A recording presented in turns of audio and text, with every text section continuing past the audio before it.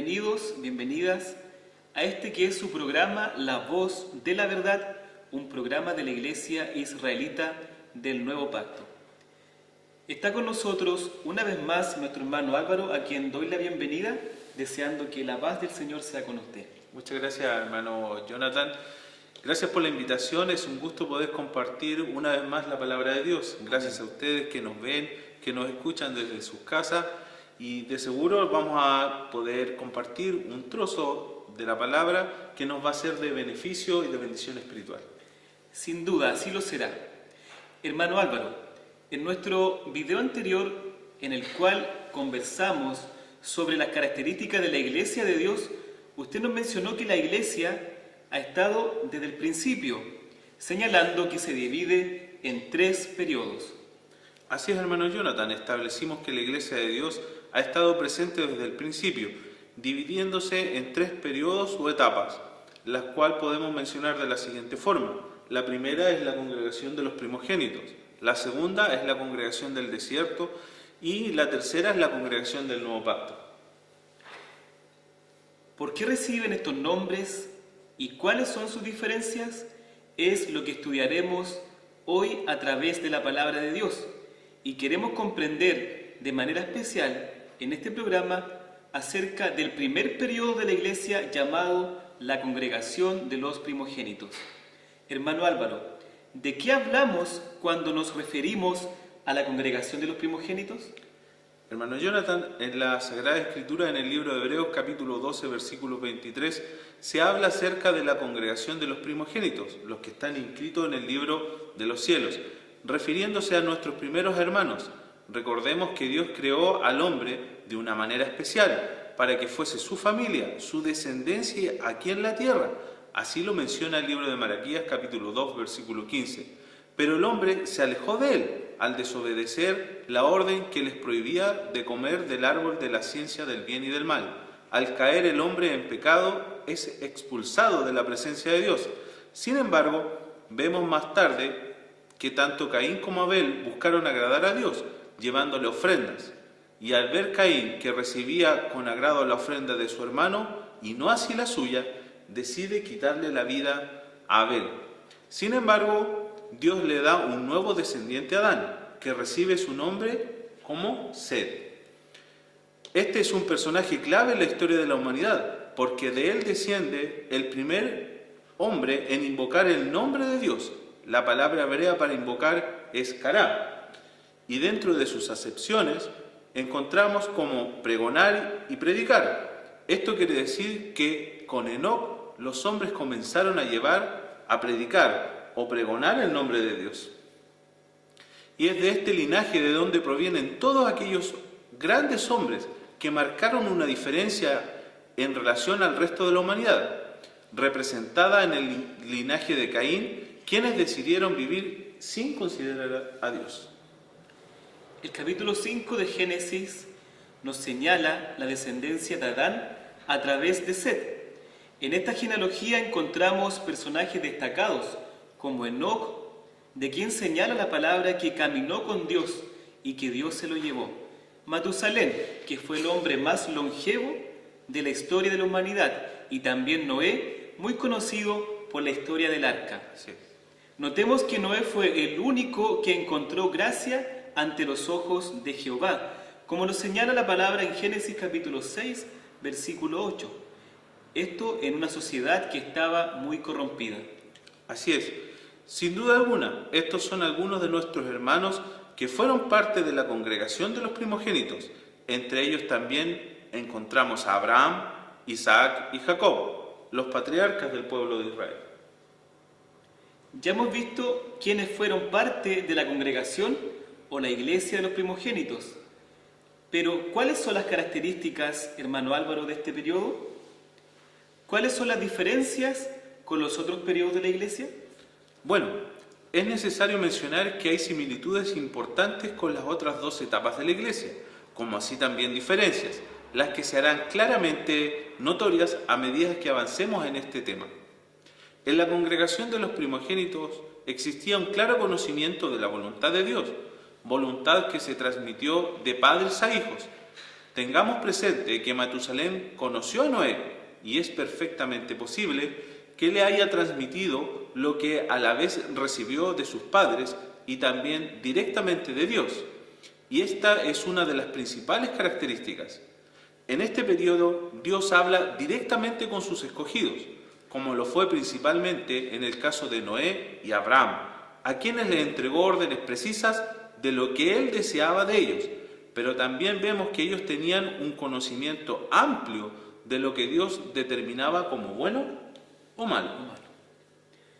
¿Podríamos profundizar un poco más en esto? ¿A qué se refiere cuando dice que tenían un conocimiento amplio de la voluntad de Dios? En el libro de Génesis, hermano Jonathan, capítulo 6, versículo 5, dice: «Y vio Jehová que la maldad de los hombres era mucha en la tierra, y que todo designio de los pensamientos del corazón de ellos era de continuo al mal». A través de este texto podemos plantearnos interrogantes que nos darán luces para comprender una de las características fundamentales de la Iglesia de Dios. ¿A qué se refiere cuando dice que vio maldad en los hombres? Sí, en realidad en los días de Noé la tierra estaba llena de maldad y los pensamientos de los hombres eran de continuo al mal. Debe haber algo que establezca qué es lo bueno y lo malo.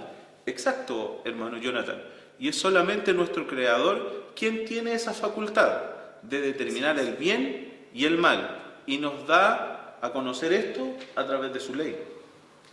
En nuestro video anterior mencionábamos que la ley significa instrucción o enseñanza. Así es. Por lo que podemos entender que Dios le entregó sus enseñanzas, instrucciones, leyes a sus hijos para que se condujeran conforme a su voluntad.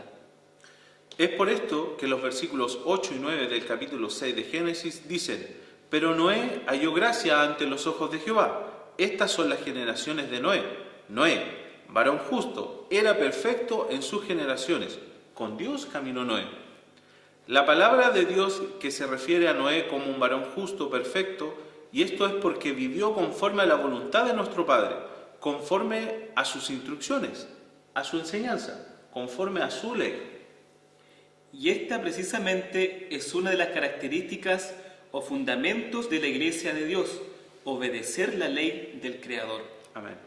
¿Quiere decir entonces, hermano Álvaro, que ya existía la ley de Dios antes de ser entregada al pueblo de Israel? Así es, la ley de Dios existió desde siempre y nuestros hermanos de la congregación de los primogénitos tenían el conocimiento de ella.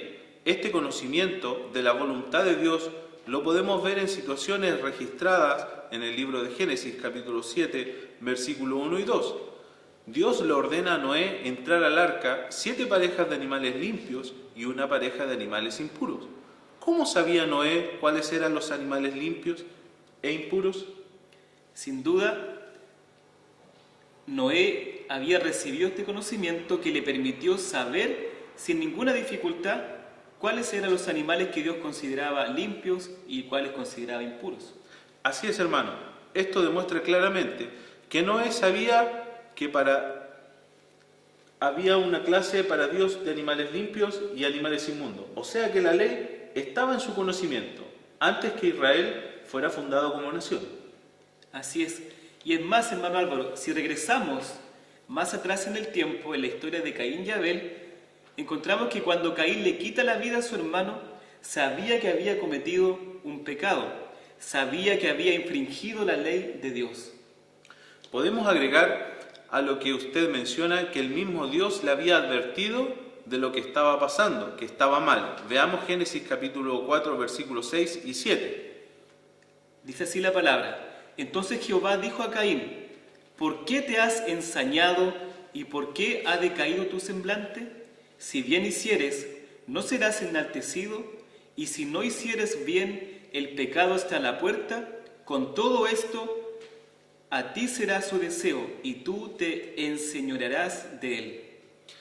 Dios le advierte que el pecado estaba muy cerca de él, y de acuerdo a 1 Juan capítulo 3, versículo 4, el pecado es infracción de la ley. Infracción a la ley.